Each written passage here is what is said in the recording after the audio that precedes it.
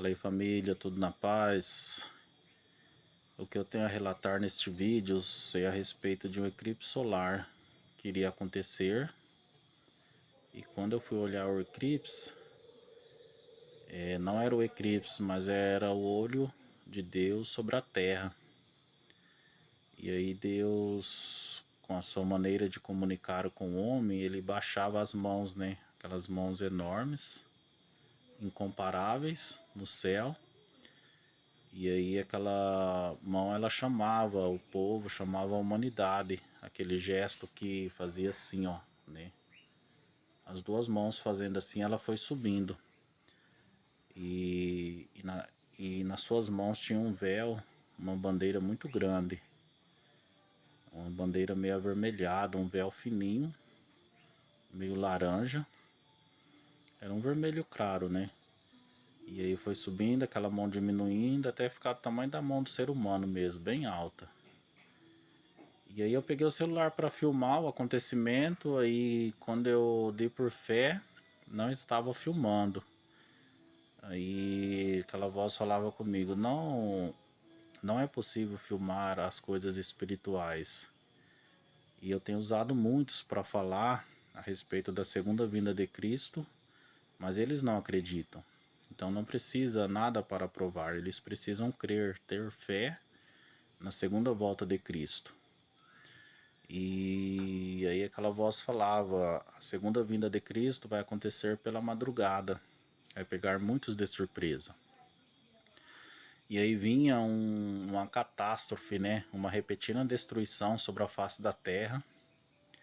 E aí eu vi, ali estava uma igreja católica, eu reconheço por causa da cruz, né, na frente, e uma igreja evangélica. E vinha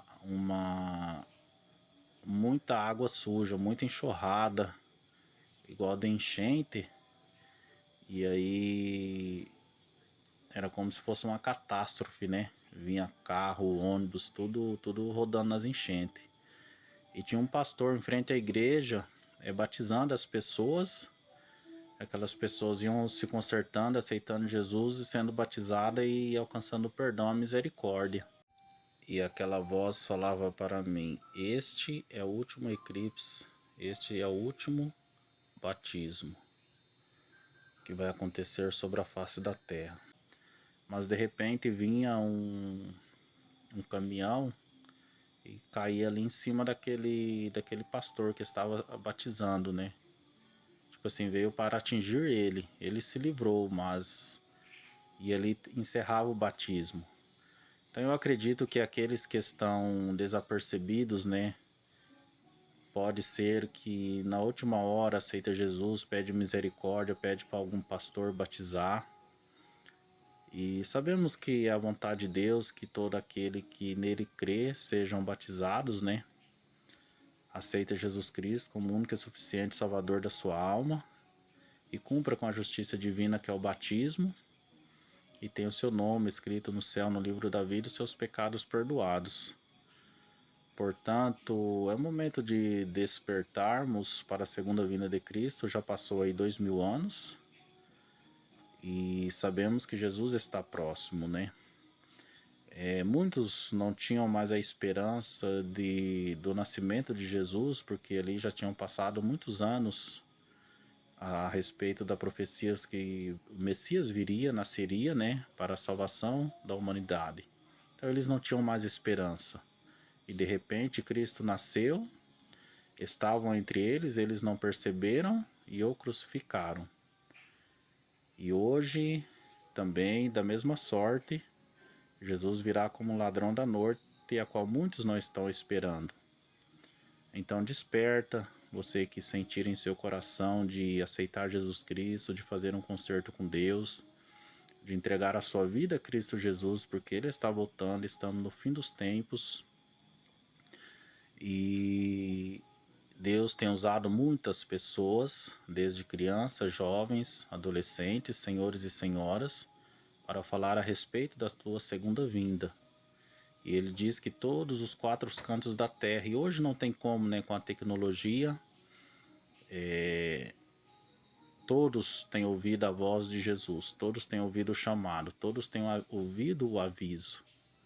Assim como foi nos dias de Noé, nos dias de Ló, e assim será também na segunda vinda de Cristo, para arrebatar a tua igreja, para buscar os salvos, os escolhidos, aqueles que entregaram a tua vida a Jesus.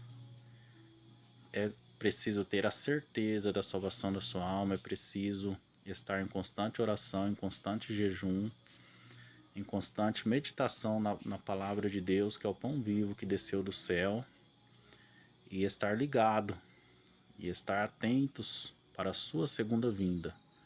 Pode acontecer este ano, o ano 2025, ano 2030, não sabemos a hora, mas sabemos que ele virá para buscar o teu povo, a tua igreja e aqueles que se entregaram a Cristo e que aceitaram o sacrifício de Jesus como o suficiente para perdoar os seus pecados e salvar a sua alma, a qual eu também sou um deles, sou o primeiro que preciso do perdão, que preciso da graça salvadora, que preciso da misericórdia de Deus, da salvação da minha alma. Todos nós precisamos.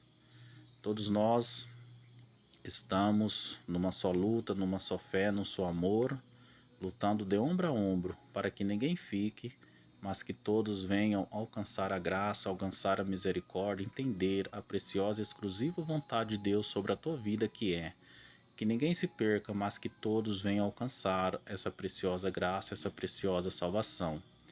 Porque não há nada mais horrível na vida do homem e da mulher é saber que um dia este convite foi lançado e que cometeu um grande pecado de rejeitar a graça, de rejeitar a salvação, de rejeitar Jesus Cristo.